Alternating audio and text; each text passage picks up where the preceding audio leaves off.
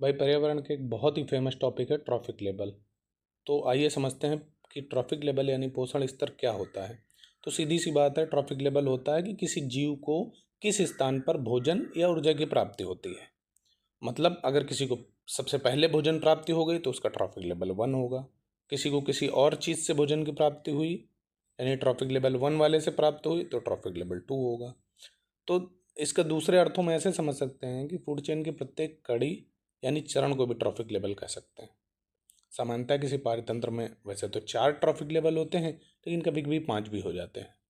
उदाहरण के लिए जैसे अगर पहली फूड चेन को ले लें, देखिए तो हरी घास को सबसे पहले सूर्य से ऊर्जा प्राप्त हो गई यानी इसका ट्रॉफिक लेवल 1 हो गया।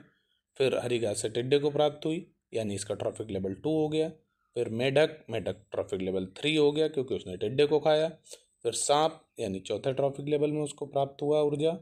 और सांप से प्राप्त हुई भाज को यानी पांचवा ट्रॉफिक लेवल हो जाएगा उसका।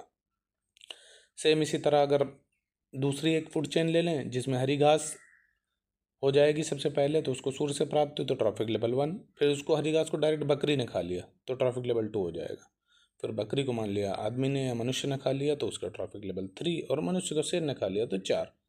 मेनली 4 से 5 ये मैक्सिमम ट्रॉफिक लेवल हो सकते हैं। तो निष्कर्षतः हम क्या कह सकते हैं कि किसी इकोसिस्टम में ट्रॉफिक लेवल हमेशा निश्चित नहीं होते। 3 भी हो सकते हैं, 4 भी हो सकते हैं और 5 भी हो सकते हैं, लेकिन जनरली हम बोलते हैं कि 4 ही होते हैं।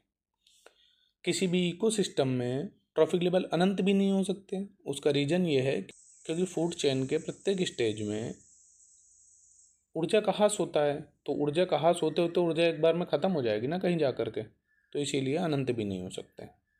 और यही एक उदाहरण देख लीजिए आप कि उत्पादक जो होता है ट्रॉफिक लेवल 1 होता है, प्राथमिक उपभोक्ता ट्रॉफिक लेवल 2, द्वितीयक उपभोक्ता ट्रॉफिक लेवल 3 और तृतीयक उपभोक्ता ट्रॉफिक लेवल 4 पे आता है।